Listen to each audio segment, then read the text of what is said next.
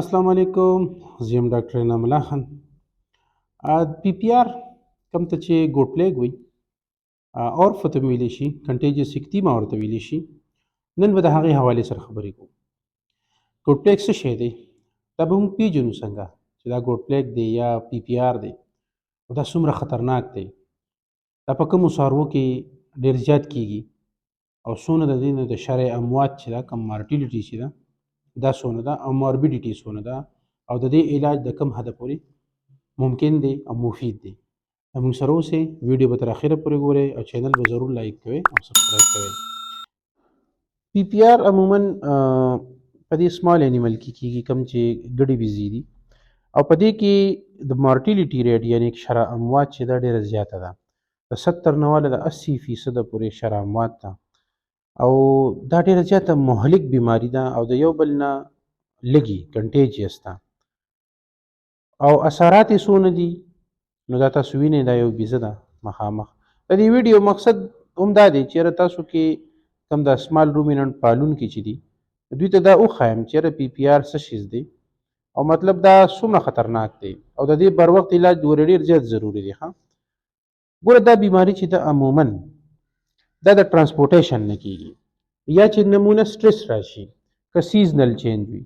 ټرانسپورټیشن کې ګوره دا چې کله تاسو د لرې نه یو څاروی راولئ، خاص کر زموږ دا ګډې بیزې چې دي دا دغه پنجاب نه راځي، صحیح ده، یا د اوکاړې نه راځي یا مطلب د فیصل آباد نه راځي، نو دونو په کیلومیټرو په سوونو کیلومیټرو ټرانسپورټیشن چې د دې وشي نو په دې کې سټرس پیدا شي، دباو پیدا شي او د دې چې کوم امیونټي سیستم دی، کوم قوت مدافعت چې دی هغه کمپرومایز شي. نو په دې وجه باندې دا ډیزیز چې دی دا بیماری چې دا د جراثیم چې دی په دې باندې ډېر زیات په شدت سره اټیک وکړي او دا نمونه حالات ورته پیدا کړي.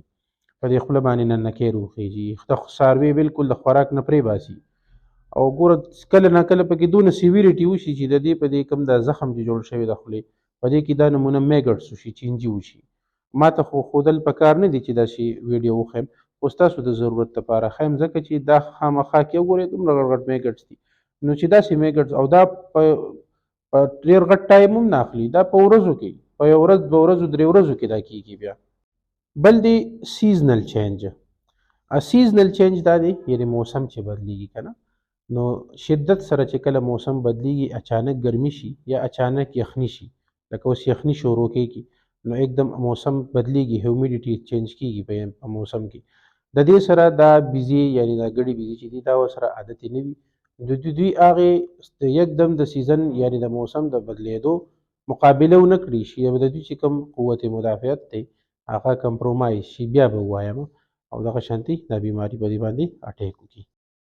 داسې نمونه بیماری کې علامات عموما ما تاسو ته ووایي چې په خوله باندې ننکۍ روخیږي، د پوزې نه قڼې شروع شي، پس شروع شي او هغه تاسو ته انډیکیشن درکوي چې دا د نمونیا علامت دی. ټوخیږي به ورسره څاروي، خېټه ورسره خرابېدل، ډایریا لګېدل، ډېره شوټینګ ډایریا وي، انټرایټس هلته کې جوړ شي یعنی د معدې زخم د کولمو زخم جوړ شي، د هغې د وجې خوراک بالکل نشي کولی څاروي.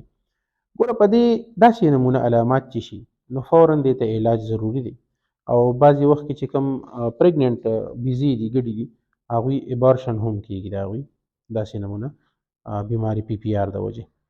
علاج ډېر ضروري دی او فوراً علاج پکار دی. څونه زر تر زر د دې علاج وشي دونه به د دې پروګنوسس یعنی د ټیک کېدو هغه طاقت مقدار هغه به سی وایي. راځئ اوس علاج طرف ته ځو. علاج به د دې څنګه کوو؟ د علاج نه مخکې یو خبره بله، ډیورمینګ. کله چې د ډېر ورځو پورې ډیورمینګ نه وي شوي او د ورمز لوډ وي په جسم کې د ګډو بیزو یعنی چینجي، د خېټې چینجي چې ورته ویلی شي، د اینې چینجي ویلی شي، دا هر څه چې دي ورمز وي پکې، چینجي وي پکې، د هغې د وجې هم د هغې چې کوم د جسم هغه طاقت دی هغه ورځ ته ورځ کمیږي او چې څنګه په دې باندې فیوریبل کنډیشن یعنی هلته حالات متوازن شي د دې بیمارۍ ته نو اټیک پې وکړي. نو د علاج سره کوم دا ریزنز چې ما وویل دا وجوهات چې ما وویلله چې دا مونږ الیمینیټ کو، مطلب کم کو دا دباو دا شدت، نو یو خو دا وجه شوه. بل میډیسنل علاج دی.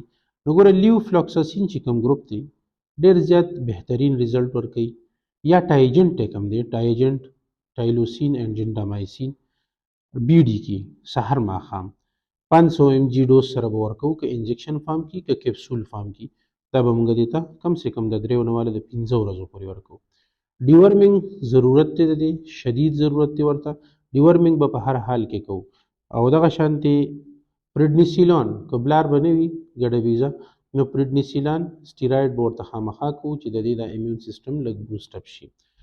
سحر ماښام به 1 ml کوو. د دې کې چونکې تبه ډېره وي نو پیرسټامال یا میلاکزیکیم چې هر یو وي هغه ډېر ضروري دی. 1 ml نه واله د 3 ml پورې، یا د 100 ګرام نه واله د 150 ملي ګرام نه د 150 ملي ګرام پورې سحر ماښام دې ته موږ ورکولی شو، اورلی یا انجکټیبل دواړه.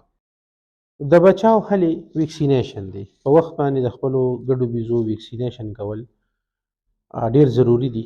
که د هرې بیمارۍ دي دغه شانتې د ډاکټر سره کنسلټ کول، مشوره کول چې زما څاروي ته د کوم ویکسین په دې وخت کې ضرورت دی چې هغه زه وکړم چې زه دغه شانتې د ډېر غټ نقصان نه بچ شم. دا یو څو خبرې وي د پی پی آر حوالې سره. ډېر خلک ډیمانډ کوي، ډېر خلک بار بار پوښتنه کوي. نو دا صرف د هغوی د پوهې دپاره دا ویډیو کوي. په دې باندې ما مخکې هم ډېرې ویډیو جوړې کړي. امید لرم ویډیو مو خوښه شوې.